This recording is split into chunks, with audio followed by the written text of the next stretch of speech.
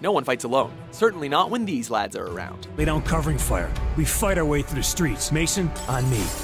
Let's go. Welcome to WatchMojo.com, and today we'll be counting down our picks for the top 10 Call of Duty characters. Where the have you been for 30 years? For this list, we're looking at those heroes or villains of the series we find most distinctive and intriguing. You think I'm a monster? That's only because you don't have the conviction to do what's necessary. We're limiting this list to characters who have been in at least one Call of Duty game, which is a given, and who are voiced and provided with at least a basic personality. So, we love you, Roach, but your silent demeanor denies you an entry. Number 10, Simon Ghost Riley. Ozone, you're on rear security. I've got the front. Go. Some ghosts should not be trifled with. Riley, formerly a lieutenant for the British Special Air Service, now serves as one of several field commanders for Task Force 141. Don't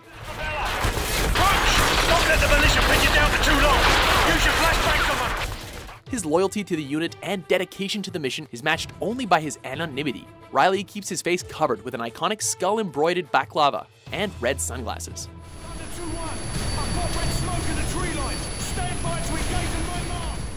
He's also never without his headset, which helps him stay within arm's reach of his team. We need to protect the DSM until the transfer's done. Use the weapons caches and set up your claymores if you've got any left. Defensive positions, let's go. Number 9, Vladimir Makarov.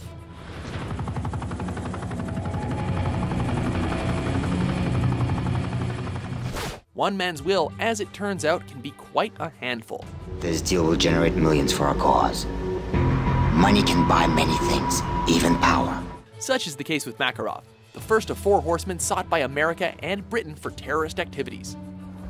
Do it. Thousands of souls extinguished by the push of a button. The man has accumulated quite the rap sheet in a short time. He led a massacre in the Moscow airport, incited war between Russia and the United States, and continually evaded capture by Task Force 141. You never should have come here. What's he talking about? Get out now!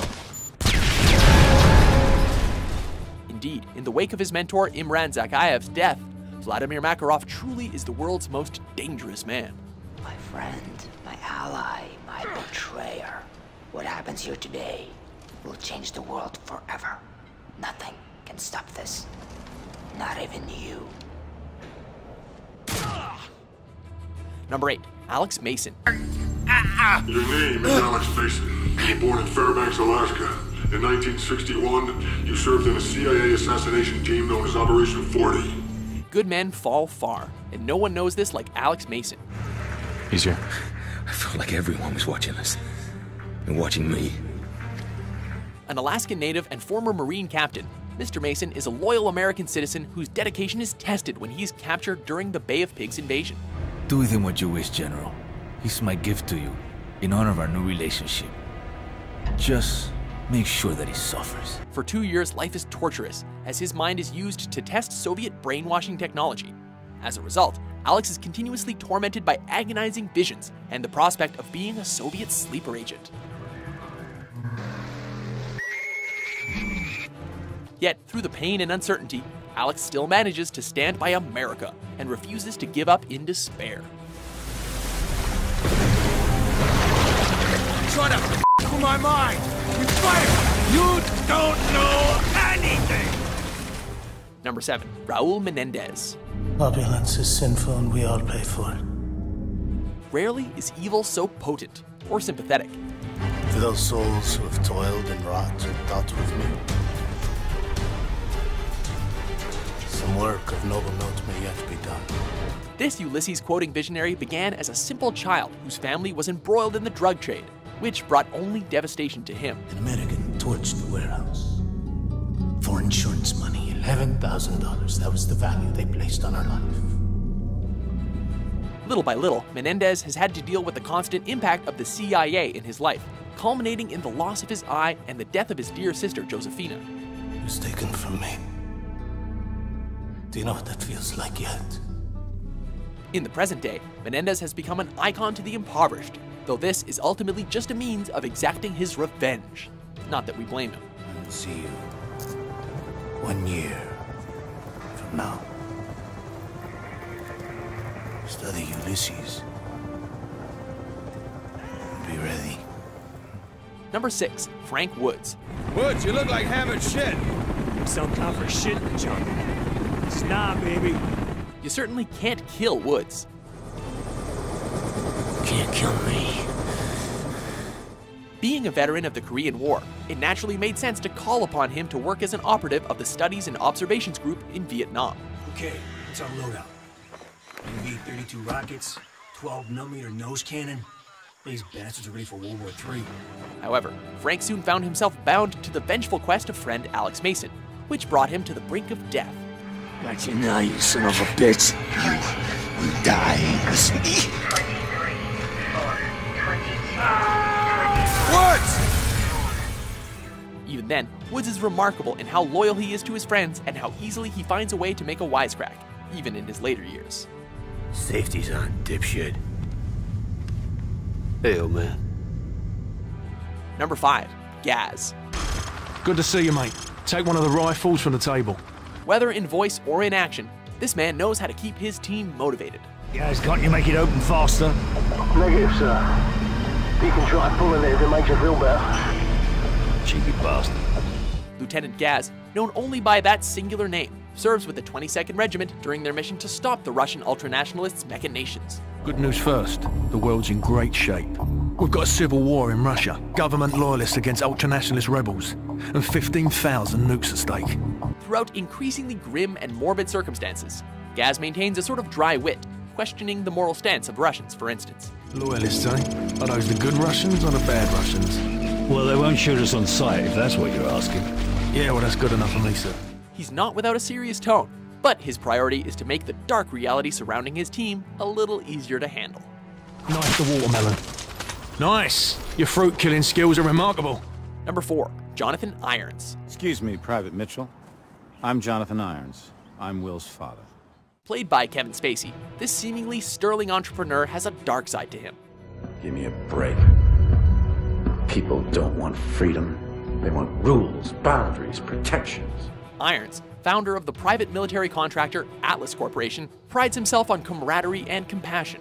In the aftermath of his son's tragic passing, he offers his son's friend, Jack Mitchell, a job at Atlas, and a fancy new arm to boot. I want to offer you a second chance. Mr. Irons, Mitchell's been discharged with his injuries. I'm aware of his injuries, Sergeant. At Atlas, we have prosthetics that are 20 years beyond anything the military could offer you. In public and with his employees, the man is aloof and amicable, but behind the scenes, Irons is scheming for world domination, crossing moral lines and building up his own power base. It's no wonder he was so flippant with the UN. I have sent people to die in your wars. So I feel uniquely qualified to tell you, your wars don't work. Number 3. John Soap McTavish. Good luck, mate. I'll see you on the far side. Apparently, embarrassing nicknames build character. Who would have guessed? Right. What the hell kind of name is Soap, eh? How'd a muppet like you pass selection? McTavish was just a simple recruit of the SAS, brought on board to fill out the 22nd Regiment. Soon, however, the Scottish newcomer made a name for himself as the team's expert sniper and demolitions man.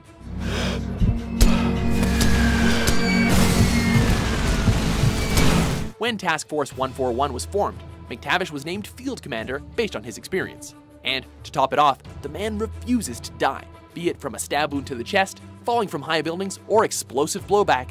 Soap is a survivor until he dies. Oh no, no, no, no, no! Soap! No, no, no! Soap! Number 2. Viktor Reznov. Every journey begins with a single step. This is step 1! None embody tenacity and the survival instinct like Viktor Reznov. Victory cannot be achieved without sacrifice, Mason. We Russians know this better than anyone. Our first encounter with the Russian soldier is in Stalingrad, where he narrowly avoids a Nazi massacre and comes back swinging. From there, it's one crisis after another. Everything from losing a finger to watching a comrade die by flamethrower to participating in the Battle of Berlin. Even after the war, Reznov is tested by loss and suffering, yet remains driven and never ceases fighting for his freedom. It is this drive, ultimately, that ensures his memory will live on. We take Vorkuta! What is step 2? Ascent from darkness! Before we unveil our top pick, here are a few honorable mentions. It's him. Nikolai, are you alright? Can you walk? Yes, I can still fight. Thank you for getting me out of here. Tomorrow, there will be no shortage of volunteers. No shortage of patriots. I know you understand.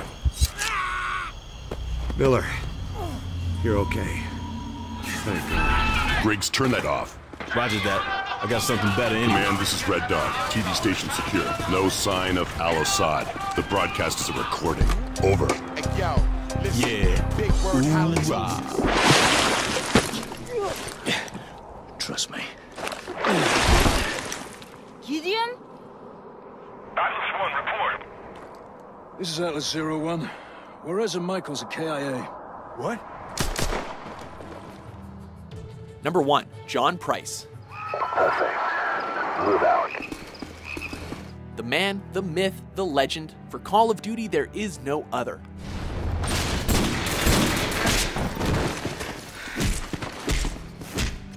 John Price is something of a legacy character, a mustachioed British soldier who finds himself embroiled in several campaigns across time. Made quite a racket, didn't you?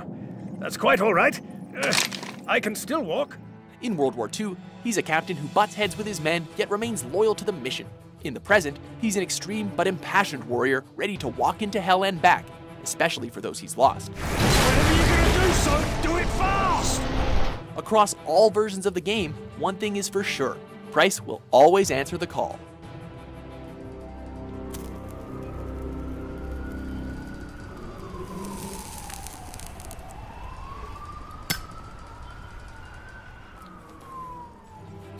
Do you agree with our list? Proper good job, mate. Who's your favorite character in the wide Call of Duty menagerie? For more dutiful top 10s published every day, be sure to subscribe to WatchMojo.com. Nicely done.